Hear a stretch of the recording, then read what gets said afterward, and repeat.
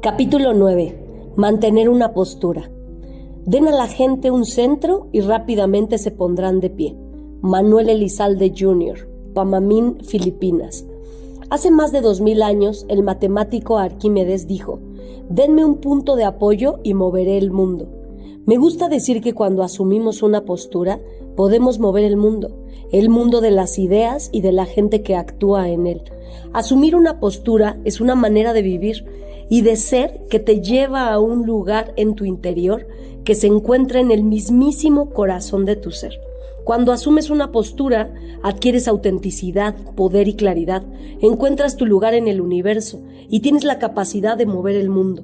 El dinero está tan intrincadamente entretejido con cada uno de los aspectos de nuestra existencia que cuando asumimos una postura para marcar la diferencia en nuestra vida, se produce un efecto organizador en nuestra relación con el dinero, y cuando asumimos una postura para marcar una diferencia con nuestro dinero, se produce un efecto organizador en todos los demás aspectos de nosotros.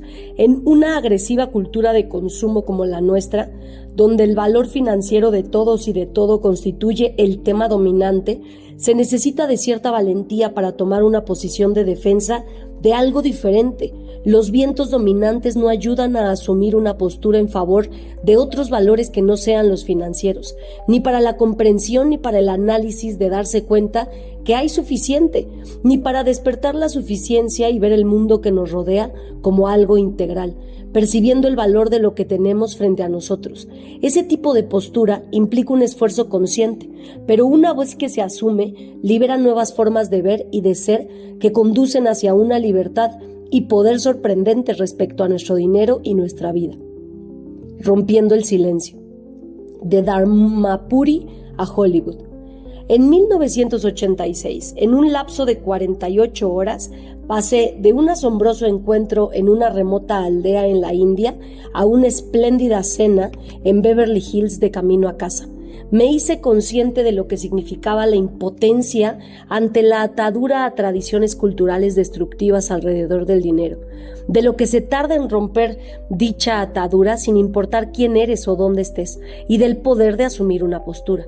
En el estado de Tamil Nadu, al sur de la India, en un encuentro para una iniciativa contra el hambre, a mí y a algunos de mis colegas nos pidieron reunirnos con un grupo de mujeres de una aldea en Dharmapuri, una de las regiones más pobres de la India.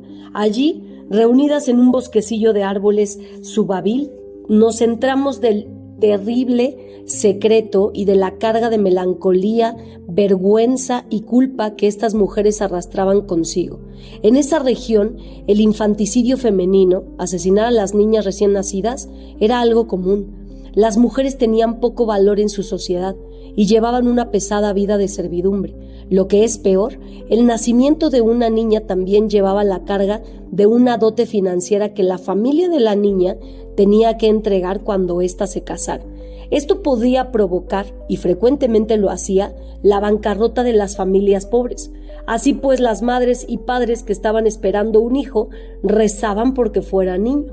Cuando una mujer daba a luz a una hija, en muchas ocasiones era golpeada y muerta por asfixia, por las mismas mujeres, inmediatamente después del nacimiento. Las mujeres eran humilladas por sus esposos y daban a luz a una niña, aunque también existía la creencia entre ellas mismas de que siendo tan terrible la vida para una niña, que luego se convertía en una gran carga económica para la familia, resultaba cruel dejarlas vivir, por lo que pensaban que era más humanitario matarlas. La práctica de matar a las bebés no era algo de lo que se hablara abiertamente. Sin embargo, era aceptado y respaldado silenciosamente por los hombres y la mayoría de las mujeres de la aldea. Se habían juntado cerca de 16 mujeres para reunirse conmigo y mis 4 colegas.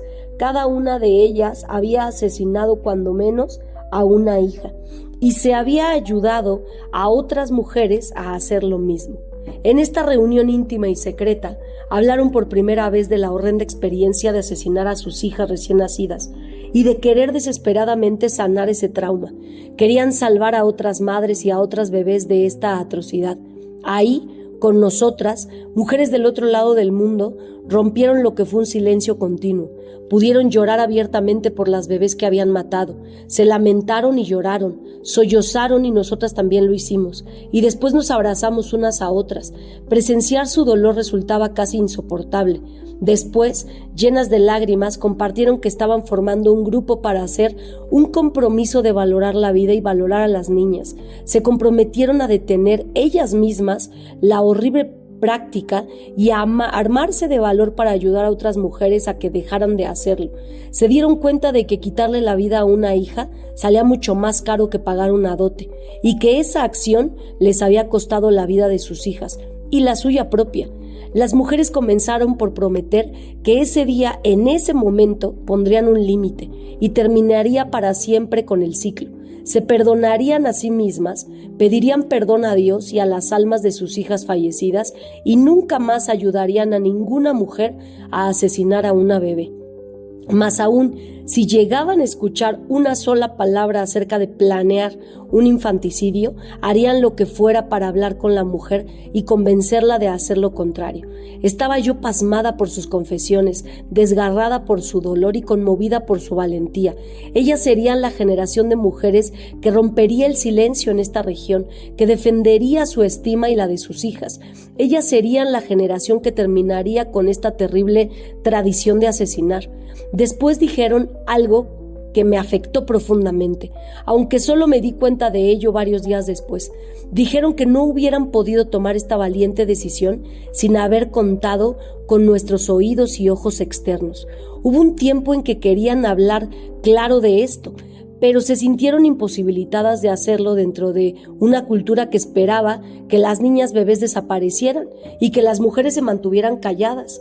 Ahora sentían la fuerza de su determinación. Al ser testigos presenciales de su decisión, la volvió irrevocable.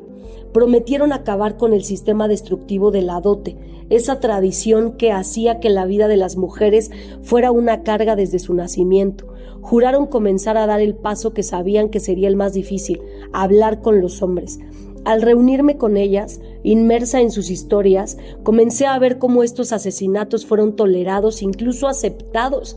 Desde el fondo de su corazón sabían que era incorrecto y ahora podían ver de qué manera el sistema de la dote había distorsionado su percepción del valor de la vida misma. Al presentar esta tradición no cuestionada, con el fin de analizarla conscientemente y reflexionar sobre ella, comenzaron el largo viaje para liberarse a sí mismas de su atadura. Después de varios días y de muchas horas de conversaciones íntimas, me preguntaron si había algo de mi propia cultura que me agobiara. Desde nuestra postura común de veneración y valoración de la vida, les compartí que estaba profundamente enojada por la violencia exhibida en los medios de comunicación estadounidenses a todos los niveles, y especialmente en la televisión y en las películas. Dije que pareciera que nosotros en Estados Unidos producimos de forma negligente la más obscena e innecesaria violencia imaginable del medio espectáculo, todo con el fin de hacer dinero. Estas horribles escenas y mensajes ahora se exportan a todo el mundo, iniciadas por la práctica de un pequeño grupo de gente poderosa de la industria del entretenimiento de Nueva York y Hollywood. Probablemente menos de 1,000 personas son realmente las creadoras de estos programas y estas imágenes violentas. No obstante, el dinero que alimenta esta industria es aplastante y la adicción a las ganancias está marcada por un creciente apetito por las imágenes de violencia y destrucción en toda nuestra sociedad. Me dijeron que entendían y que me apoyaban en mi intención de hablar de esto en mi propio país y cultura. Me dijeron mirándome directamente a los ojos que recordara que ellas estarían ahí conmigo para darme el valor de expresarlo. Unas cuantas horas después de mi llegada a casa, mi compromiso fue puesto a prueba. Estaba apurada porque tenía que asistir a una cena de trabajo que tendría lugar en una opulenta casa de Beverly Hills. Estuve sentada cerca de un hombre célebre por ser un talentoso director, con una serie de excelentes películas en su haber. Ocurrió que justo antes de mi viaje a la India, vi un tráiler con escenas de su próximo estreno y fue espantoso. Se trataba de una película terriblemente violenta, que no iba en la misma línea de las demás películas con las que consiguió alcanzar su respetada carrera. Charlamos un poco acerca de nuestros respectivos proyectos y finalmente le hice la pregunta que me inquietaba.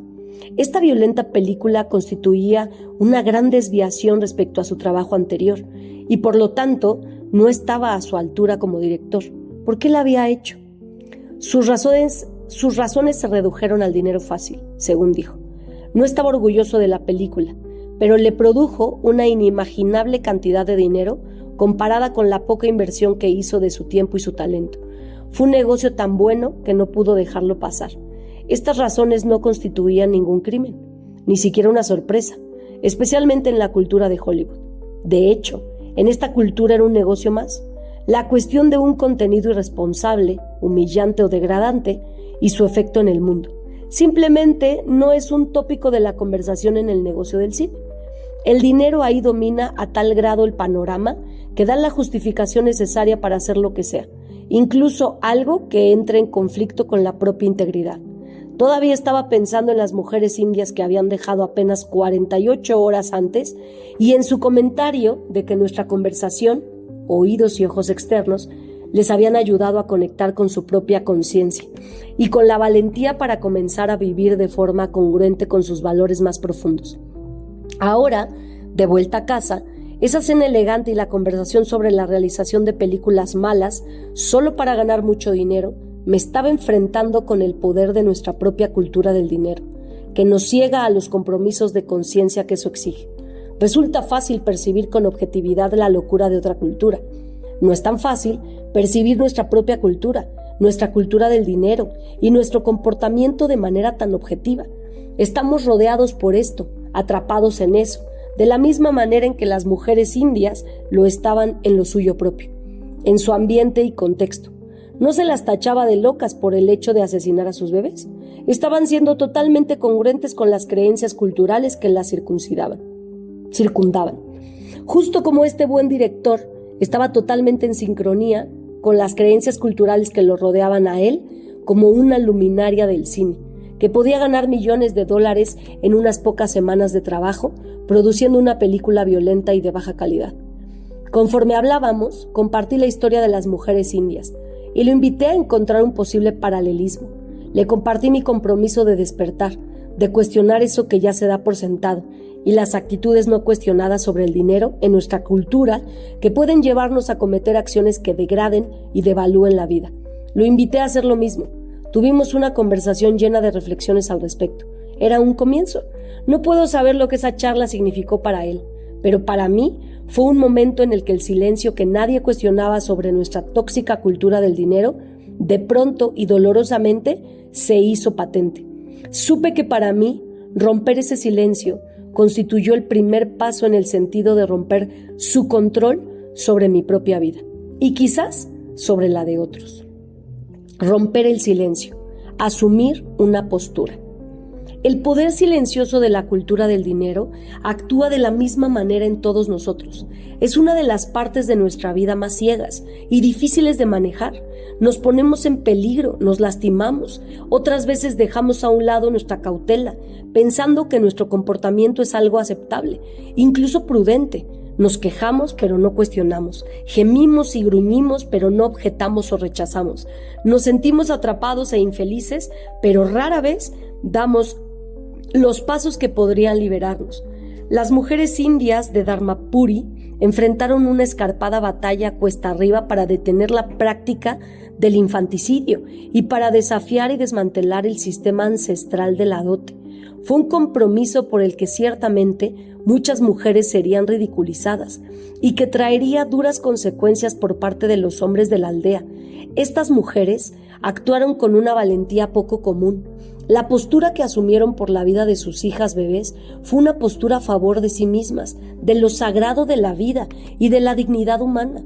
En mi experiencia como recaudadora de fondos y con aquellos necesitados de dinero o de recursos para que un trabajo se lleve a cabo, he visto una y otra vez que una postura auténtica, basada en la verdad de la suficiencia, es siempre confiable, siempre afirma la verdad, es siempre relevante y, por difícil que sea de creer, es siempre exitosa. Cuando asumimos una postura que expresa el compromiso de nuestra alma, esta postura se reviste con la valentía de nuestro corazón. Una persona que asume una postura fluctúa desde tener un punto de vista hasta descubrir la capacidad de ver o el poder de la visión. Cuando asumimos una postura, ganamos acceso a una visión honda y profunda. En Dharmapuri, la postura de las mujeres creó un nuevo espacio de claridad y veracidad en sus vidas, y ese despertar se extendió a sus familias y a sus aldeas, a su región y a su país. Una postura auténtica genera también de manera confiable los recursos para cumplirla, y muchas veces lo hace bajo formas sorprendentes, casi misteriosas. Después de asumir su postura y de ser portavoces de ello, estas mujeres de pronto encontraron aliadas en todas partes. Una de las más famosas parejas de estrellas de cine en la India escuchó acerca de la campaña para detener el infanticidio femenino en la región y ofreció su ayuda. Filmaron un anuncio que se transmitía antes de cada película en las salas cinematográficas de Dharmapuri y a lo largo de todo el estado de Tamil Nadu, donde la población asciende a 55 millones de personas y en donde las películas tienen un alcance tremendo. Este cortometraje contaba con una gran maestría la historia del nacimiento de la bebé de la pareja de los actores y la dicha y sumo respeto con el que la recibieron. Mostraba el entusiasmo de haber tenido una bebé en su vida, la emoción de asegurar que tuviera la mejor educación posible, los logros de su hija conforme la criaban y la apoyaban. Mostraba el regalo que representa una hija que ayuda a cubrir las necesidades de sus padres a medida que ellos envejecen, y el valor absoluto de las niñas y las mujeres en la sociedad india. Esta película se transmitió una y otra vez en las salas de cine y en las carpas, ofreciendo una nueva visión a través de la cual se apreciaba el valor y la contribución de las mujeres en su sociedad. Después, una cantante popular escuchó acerca de la campaña y escribió y grabó una canción como homenaje al valor de las hijas, lo importante que resultaban para el futuro y el bienestar del país, y de cómo las niñas constituían el corazón y el alma de cada familia y de cada aldea. Este disco se convirtió en un éxito, y la canción llegó a ser tan popular que todos sabían la letra y podían cantarla cada vez que la escuchaban, reforzando así estas nuevas creencias con sus propias voces. Los periodistas empezaron a escribir reportajes sobre esta campaña local y este nuevo mensaje comenzó a echar raíces en los medios de comunicación y en las conversaciones en las calles. Pronto les quedó claro a todos en esa región que los tiempos estaban cambiando y que las niñas y las mujeres estaban siendo reconocidas como miembros valiosos e importantes de la sociedad.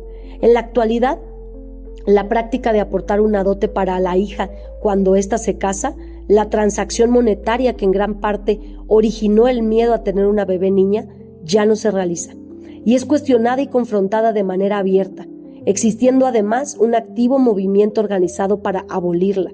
Las niñas se han vuelto proveedoras de un salario significativo al contribuir al ingreso familiar, colaborando en industrias artesanales vitales para la familia y para la sociedad. Las mujeres están asumiendo roles en el gobierno y están escalando posiciones de liderazgo. La postura asumida por un puñado de mujeres hace 12 años en el bosquecillo de árboles Subabil está cambiando el entramado mismo de la vida para todos en la región. Así son las cosas, se volvió una mentira. Las dotes y el infanticidio eran tan solo el así son las cosas siempre. Y cuando la gente viviera resignada a ese mito, las mujeres que se armaron de valor para romper el silencio hicieron algo audaz e importante, que hoy está disponible para cada uno de nosotros en nuestra relación con el dinero. La conversación que sostuve con el famoso director de cine fue el comienzo de la ruptura de mi propio silencio alrededor de la avaricia y de los abusos de nuestra propia cultura del dinero en Hollywood y más allá. Hacernos escuchar con la voz del dinero. En nuestro propio país, en nuestras propias comunidades, en nuestras propias familias, en nuestros propios matrimonios y en nuestras propias amistades e incluso de manera más pura en nuestros corazones y mentes, nosotros también podemos ser retados por la duda e incluso la inconformidad para que hallemos una manera de ser diferentes en nuestra relación con el dinero.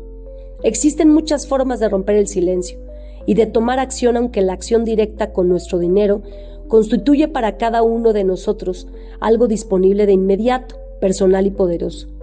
Algunos de nosotros podríamos cambiar nuestra atención para ser más generosos financieramente con organizaciones que realizan trabajos que queremos apoyar. Algunos de nosotros podríamos hacer un esfuerzo consciente para utilizar nuestro dinero de forma más ética, por lo que cortaríamos el flujo de dinero hacia aquellas personas y productos que degradan la vida. Algunos de nosotros podríamos consagrarnos al servicio social o con nuestro voto convertirnos en defensores socialmente responsables del gasto público invertido por el gobierno en salud, educación y seguridad. Sin importar lo que elijamos, nos expresamos nosotros mismos con la forma en que enviamos nuestro dinero al mundo, y en cada dólar va la energía y la huella de nuestra intención. El escenario mental de la escasez y el anhelo de más pierden fuerza en nosotros y comenzamos a tener otras elecciones. El dinero se convierte en un conducto, una manera de expresar nuestros más altos ideales. El dinero se convierte en la moneda del amor y el compromiso, expresando lo mejor de nosotros, más que en una moneda de consumo llevada por el vacío y la carencia y la seducción de los mensajes externos. Una de las grandes dinámicas del dinero es que nos aterriza, y cuando colocamos el dinero tras nuestros compromisos, también los aterriza, haciéndolos reales en el mundo. Podemos desear mejores escuelas, un ambiente limpio y la paz mundial. Podemos incluso ser voluntarios, pero cuando además colocamos nuestro dinero detrás de dichas intenciones, en realidad empezamos a tomarlas en serio. El dinero es un gran traductor que convierte la intención en realidad y la visión en realización. Cuando vives desde un contexto de suficiencia y asumes una postura ante algo, abres tu corazón y el corazón de la gente en el mundo que te rodea. Y cuando haces eso, construyes la visión, creas la realidad y crece de tal manera que los obstáculos finalmente caen. A lo largo de la historia ha habido personas que, sin haber sido elegidas, nombradas o destinadas por herencia a tener poder, han logrado igualmente alterar el curso de los acontecimientos humanos, gracias al poder de la postura que asumieron. Mahatma Gandhi, Martin Luther King, Elizabeth Cady Stanton, la Madre Teresa, no solo los líderes visibles, también aquellos otros innumerables que expresan la postura asumida con su dinero, a través de boicots, donaciones o compras intencionales para apoyar causas socialmente responsables. Nadie piensa en Martin Luther King como un recaudador de fondos, pero su postura ante los derechos de toda la gente hizo que se obtuvieran millones de dólares para el trabajo de los derechos humanos en los Estados Unidos. La Madre Teresa recaudó decenas de millones de dólares de la gente de todo el mundo, conmovida por su labor y que deseaba conectarse con su propio anhelo de marcar la diferencia y de afirmar todo eso con su propio dinero. Dicho poder está al alcance de todos nosotros, en toda la gente de todas las épocas, en todos los sectores de la sociedad y en todos los capítulos de la historia. La gente con poco o nada de dinero está capaz de dirigir el flujo del dinero y de los recursos de manera significativa, al igual que lo hacen los que tienen mucho más. En el simple acto de asumir una postura, se crea el espacio necesario y el contexto para la conversación que invita a otros a dar un paso hacia adelante y de ser escuchados. Utilizar nuestras elecciones para organizar la vida y el dinero. Sé que en mi propia vida tuve momentos en los que pensaba no tener suficiente para siquiera dar el primer paso para marcar una diferencia en el gran esquema de las cosas. A veces ese algo era el dinero, a veces era el tiempo y otras veces la disposición de creer que yo podía generar un cambio. Cuando me estaba comprometiendo por primera vez con la tarea de erradicar el hambre, pensé que no podía participar de manera significativa, debido a que tenía mis 3 hijos, a mi marido y todo un montón de obstáculos prácticos. No obstante, cuando realmente escuché mi alma y me permití sentir el llamado del mundo y lo que tenía para contribuir, me entregué a eso, me liberé en eso y permití que eso definiera mi vida. Todas mis decisiones sobre el dinero, desde la inversión y la contribución hasta gastar y ahorrar, fluyeron a partir de dicho compromiso. Todo era una expresión de ese compromiso particular que hicimos. Esto no quiere decir que no hubo momentos de ansiedad y desafío, pero tanto entonces como ahora, cuando regresamos a nuestro compromiso espiritual y a aquello ante lo que queremos tomar una postura, todo fluye y sentimos una sensación de libertad. ¿Pueden recordar, antes del surgimiento de las tarjetas de crédito en su vida, la dicha que era ahorrar dinero para algo que deseaban de verdad? En la infancia tal vez fue un juguete de su propia elección. Después quizá fue su primer auto o su primera casa. O tal vez fue un regalo especial para otra persona. Con ese compromiso consciente renunciaban a la oportunidad de gastar su dinero en otra cosa. Cualquier tentación de arrepentimiento era frecuentemente contrarrestada por el entusiasmo de su compromiso y la satisfacción de estar más cerca de lograrlo. La mayoría de las personas piensa que la libertad significa mantener abiertas sus opciones y mostrarse poco definidos y disponibles, y a menudo esta estrategia les da temporalmente un poco de espacio. Sin embargo, mantener sus opciones interminablemente abiertas se convierte en su propia prisión. No pueden elegir, nunca pueden enamorarse, nunca pueden casarse, nunca pueden aceptar un trabajo, nunca pueden realmente descubrir su destino, porque tienen miedo de comprometerse por completo. Si vuelven la vista atrás y ven la experiencia de libertad en las oportunidades de su vida, se darán cuenta de que esa libertad no radicaba en el hecho de comprar las opciones entre sí, ni en asegurarse de que no fueran a quedarse atrapados en alguna. La libertad se manifestaba cuando se expresaban por completo, jugando a tope. Era cuando elegían entera y totalmente, cuando sabían que estaban en el lugar en el que debían estar, cuando quizás incluso sentían un llamado del destino. Así es cuando somos libres y nos autoexpresamos, y somos dichosos o estamos en paz con las circunstancias, cuando las elegimos. Trasladamos esa libertad a nuestra relación con el dinero, cuando nosotros mismos nos centramos en la suficiencia. Decidimos reconocer los recursos que ya están ahí y sentir su flujo a través de nuestra vida y utilizarlos para marcar una diferencia. Esta experiencia de alinear nuestro dinero con nuestra alma está disponible para nosotros todos los días, incluso en las transacciones más pequeñas o más mundanas de dinero, o en otras decisiones que tomamos en la vida diaria que disminuyen el control que el dinero ejerce sobre nosotros. Este fue el maravilloso poder derivado de asumir esa postura ante el dinero y la vida, que tuvo lugar un día en Beijing, en una conferencia internacional con gente que generalmente posee una mínima cantidad de dinero y que ejerce muy poco o prácticamente ningún control sobre él en el mundo: las mujeres. La conferencia de las mujeres en Beijing: dinero, alma y valentía. En 1995 me uní a más de 50,000 mujeres de todo el mundo reunidas en Beijing para celebrar la cuarta conferencia mundial sobre mujeres de las Naciones Unidas. La conferencia de las mujeres en Beijing, como después llegó a llamarse, fue un evento trascendental. Estaba impresionada por la habilidad de las mujeres provenientes de tantos lugares para conseguir los suficientes recursos y poder estar ahí, y por haber utilizado dichos recursos de manera que les permitiera hacer escuchar sus voces a nivel global. Se podía sentir la energía de su compromiso. En el aeropuerto, en medio de aquel mar de mujeres que arribaban para la conferencia, podía concluir viendo su ropa, el tipo de tela y los diseños étnicos, que muchas de ellas no pertenecían a las clases adineradas de sus países de origen. Debido a mi experiencia en dichas naciones, supe que eran personas de pocos recursos económicos y que aún así habían realizado un viaje de varios miles de dólares para asistir a una reunión que debió haber significado el mundo entero para ellas. Sabía que esta gente no podía pagarlo, implicaba el salario de 2 años y venían de lugares en donde las mujeres se hallaban severamente sometidas y mal pagadas. Por lo tanto, ¿cómo llegaron ahí? ¿Cómo habían logrado financiarse para llegar ahí? Las respuestas vinieron con la narración que hizo cada mujer sobre la postura asumida en su vida.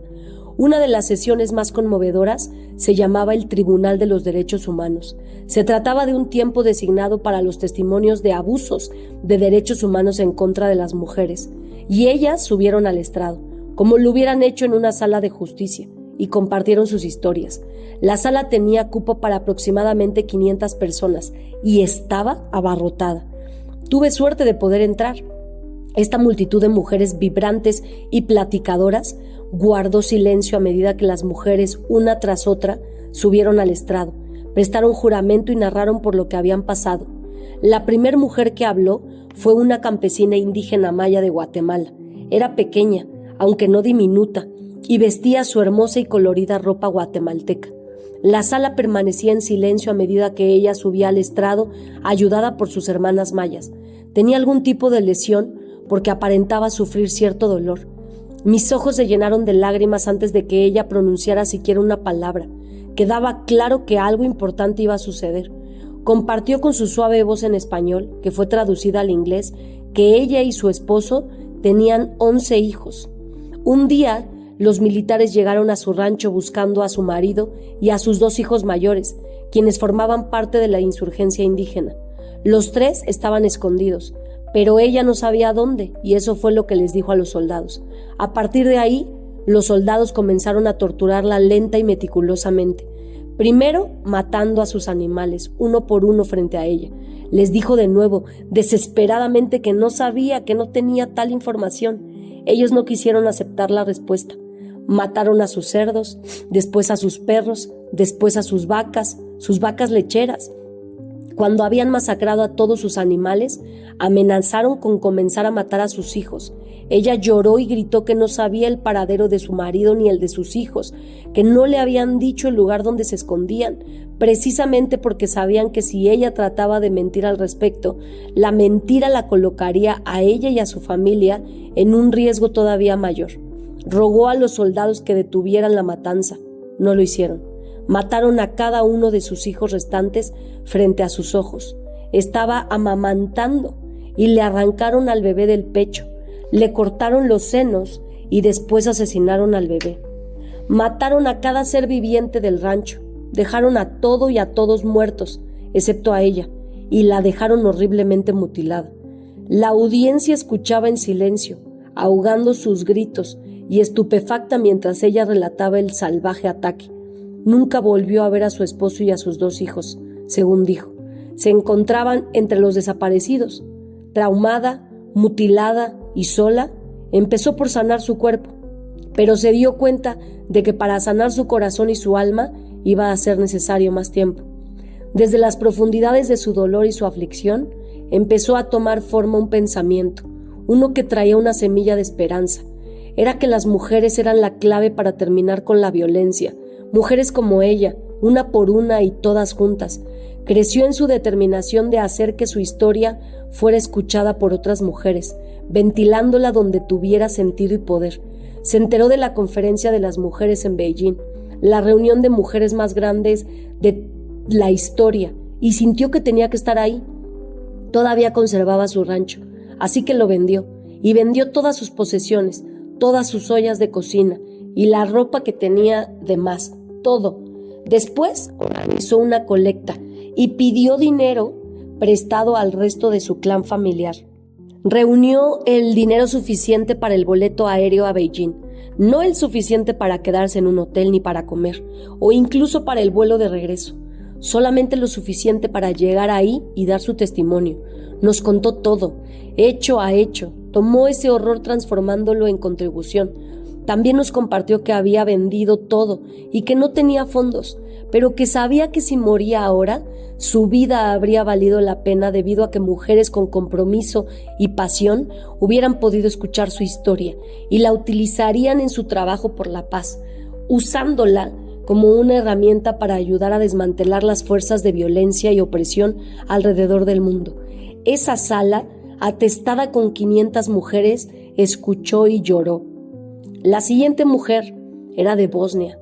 En 1995, la guerra estaba en su apogeo en ese lugar, y uno de los instrumentos sistemáticos de guerra para los hombres de las fuerzas opositoras consistía en la violación de las mujeres para embarazarlas del enemigo. Esta mujer había sido violada apenas unos meses antes. Los soldados enemigos la atacaron con estacas en el suelo, asesinaron a su marido y a su hijo, y después comenzaron a ultrajarla. En el transcurso de los siguientes 10 días fue violada cerca de 15 veces. Describió cómo sucedió, con todos sus detalles aterradores y deshumanizados. Describió uno por uno a todos esos hombres violentos, llenos de odio que la atacaron sexualmente. Ahora, embarazada, juntó todos los fondos con los que contaba para asistir a la conferencia y contar su historia. Quería ser escuchada, Quería dar a conocer la violencia y de alguna manera dar su testimonio, y quería utilizar el mismo foro para hacer una promesa pública. Prometió a las mujeres ahí reunidas que criaría a ese bebé, hijo o hija del feroz enemigo, con un amor incondicional. Prometió que amaría a ese niño que llegaría a ella en esas horrendas circunstancias y que le daría una vida fuera de la guerra, donde ambos pudieran consagrar sus vidas a trabajar por la paz y por el fin de la guerra que justificaba este tipo de salvajismo. Al final de su testimonio, la audiencia estaba profundamente conmovida. Muchas de nosotras llorábamos y algunas pensábamos que no podíamos soportar más. Pero sí, había más. La tercera era una mujer de la India, una esposa a la que se prendió fuego. Ella también necesitó ayuda para abrirse camino hacia el estrado. Su cara estaba tan desfigurada que hasta que habló pudo notarse dónde estaba su boca. Varias semanas antes le habían prendido fuego en Delhi. Su esposo y su suegra la habían empapado con queroseno y amarrado a un poste, todo por una disputa sobre la cantidad de la dote. Logró escapar y encontró refugio con su familia. La cuidaron, pero sus quemaduras eran de tan gran alcance que era evidente que no le quedaba mucho tiempo de vida. Comenzó un proceso legal en contra de sus atacantes y después se enteró de esta conferencia en China. Sabía que este era el lugar al que ella pertenecía y realizó este largo viaje a China para morir en la conferencia. Nos dijo que había traído su cuerpo carbonizado y desfigurado a Beijing porque sabía que si moría aquí, mi muerte tendría un significado. Y efectivamente, ahí murió. Estas mujeres con tanto dolor, tantos obstáculos y tan poco dinero, tomaron todo lo que tenían, cada partícula de valor y de fuerza, y cada pizca de dinero que pudieron reunir para seguir adelante con su compromiso de trabajar por la paz y dar fin a la guerra y a la violencia. Al final de estos 3 testimonios, las que estábamos en la audiencia, organizamos una colecta y creamos un financiamiento para el futuro de estas 3 mujeres. Para la mujer de Guatemala, encontramos un lugar en donde pudiera quedarse, tratamiento médico para sus heridas y dinero para su regreso a casa. Para la mujer de Bosnia, creamos un fondo para la educación de su bebé y un fondo a largo plazo para ella y el bienestar de su hijo. La mujer de la India estaba tan gravemente herida por las quemaduras que estaba más allá de toda ayuda médica, pero le ofrecimos el mejor cuidado posible hasta que murió en Beijing 2 semanas después. Estas mujeres se entregaron completa y desinteresadamente, con su dinero y su alma, a este compromiso, y a cambio de ello, sus necesidades fueron satisfechas y su misión fue cumplida. Sus voces fueron escuchadas, sus historias fueron contadas. Sus intervenciones tuvieron un efecto sobre las miles de asistentes a la conferencia de Beijing y sobre miles más alrededor del mundo, en la medida en que compartíamos lo que vimos y escuchamos ese día. Más allá del poder de las historias en sí mismas, el valor de las mujeres y su iniciativa de reunir los recursos para hacerse escuchar constituyen una evidencia del poder que cada uno de nosotros tiene de honrar nuestros más altos compromisos y crear oportunidades para que el dinero fluya hacia nosotros y a través de nosotros para apoyar ese trabajo. Su contribución en dinero y la nuestra no era grande en cuanto a la cantidad, pero llegó a ser poderosa por estar al servicio de nuestro compromiso. En Beijing percibí cómo el poder económico se vuelve accesible para ustedes cuando asumen una postura. La toma de posición atrae los recursos para que se cumpla por sí misma y los convierte en un instrumento de dicha postura. En presencia de estas extraordinarias mujeres de Beijing, llegadas de lugares de gran pobreza y de situaciones de sometimiento de lo más rutinario y extremo, percibí que la gente como yo y la de todas partes y de cualquier época tenemos el mismo poder de actuar de tal manera que honre nuestros más altos compromisos, y al hacerlo se crea la oportunidad de que el dinero fluya hacia nosotros y a través de nosotros para apoyar ese trabajo. Cambiar el sueño aprovechando al máximo la visión, el dinero y la vida. Independientemente de que estén conscientes de ello o no, cada día crean un impacto con sus decisiones sobre su estilo de vida y sobre la manera de distribuir sus recursos. Si el dinero habla, lo hace con nuestra voz. Cada decisión tomada en el aspecto económico resulta una poderosa declaración de quiénes son y de qué es lo que les importa. Cuando asumen una postura y hacen que su dinero la refleje, fortalecen el sentido de su ser. No tienen que cambiar de carrera, revolucionar su negocio, mudarse con su familia y alejarse de algo o de alguien para asumir una postura. Expresen su postura en la forma en que ganan el dinero, eligiendo un trabajo congruente con sus valores. Expresan su postura en la forma en que utilizan el dinero para proveer de comida, ropa, cobijo o educación a su familia.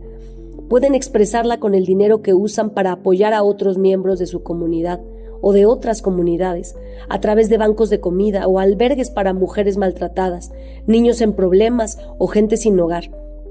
Pueden, con el dinero que utilizan, fortalecer su propia creatividad y autoexpresión, o si no, nutrirse espiritualmente a través de cursos, libros o música. Pueden, con el dinero que pagan por los productos que compran, apoyar las empresas que los producen. Pueden ser con el dinero que donen a causas locales, nacionales y globales que los motiven y la oportunidad que ofrecen a otros para hacer lo mismo. Si son empresarios, puede ser con el dinero que invierten en los recursos para hacer de su lugar de trabajo una expresión de integridad, donde los empleados y los directivos cuenten con lo que necesitan para expresar su excelencia. Cada uno de nosotros tiene el poder de determinar su vida de tal modo que la postura que asumamos con nuestro dinero y con nuestra vida en relación con él sea una expresión de nuestros valores internos ahora mismo, todos los días y cada semana, en el lugar de que sea algún día, el año próximo, o cuando se retiren o cuando tengan suficiente. En cada momento de cada día existen oportunidades de participar, expresando su individualidad y creatividad, contribuyendo a la visión de sí mismos, de su familia y de su comunidad y de su ciudad o del mundo. Cuando ponemos esta conciencia en nuestras decisiones sobre el dinero y el uso de nuestros recursos, el dinero, tiempo o habilidades para asumir una postura ante lo que creemos, nos sentimos vivos. Nos inunda un sentido de tener un objetivo, incluso en la acción más insignificante. Y se abre en nuestra vida un sentimiento de poder y energía, independientemente de la naturaleza que tenga su propio llamado a la acción. Los invito a asumir una postura. Sepárense de la inercia dominante y utilicen la oportunidad que cada uno tiene para profundizar en sus valores y para tener más determinación al vivirlos y expresarlos. Cada uno de nosotros puede referirse a la suficiencia como una forma de vida y de relación con el dinero y entre nosotros mismos, ya sea que lo hagan con $1 o con $1.000.000, no importando si son un campesino guatemalteco, un agricultor africano, una persona con una fortuna heredada o una lavandera, un abogado, un trabajador de una fábrica, un doctor, un artista, un dependiente, un panadero o un banquero. Tienen el poder de romper con su dinero el silencio que salvaguarda una cultura monetaria destructiva basada en la escasez, y de asumir una postura para defender los valores humanos más elevados. El dinero muestra el poder y la intención que le otorgamos. Enriquézcanlo con su postura, fortalézcanlo para cambiar el sueño.